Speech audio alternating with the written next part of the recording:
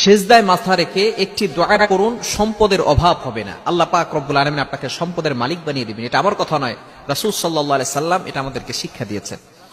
এক সাহাবী নবীজি সাল্লাল্লাহু আলাইহি ওয়াসাল্লামের কাছে এসে বললেন, ইয়া রাসূলুল্লাহ, ইয়া হাবিবাল্লাহ, দুনিয়া আমাকে ত্যাগ করেছে, দুনিয়ার সম্পদ আমাকে ত্যাগ করেছে, এমন কিছু আমল আমাকে বলে দেন যে আমলের মাধ্যমে আল্লাহ তাআলা আমাকে সম্পদের ব্যবস্থা করে দিবেন।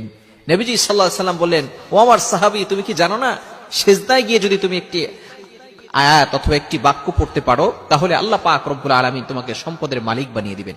তবে অবশ্যই আমাদেরকে স্মরণ রাখতে হবে, দুই ধরনের সেজদা, একটা হচ্ছে ফরজ সেজদা, ফরজ নামাজের যে সেজদা আছে, আর একটা হচ্ছে নফল অথবা সুন্নত। তো এই ক্ষেত্রে অবশ্যই ফরজ নামাজের সেজদায় গিয়ে শুধু সুবহান রাব্বিয়াল আলা এই ধরনের তাসবিহ পড়তে হবে। অন্য কোনো দোয়া অথবা বাংলা দোয়া অথবা কোরআনের কোনো আয়াত পড়া ঠিক হবে না। তবে নফল নামাজ, আপনি যখনই নফল নামাজ পড়বেন তখনই সেজদায় গিয়ে এই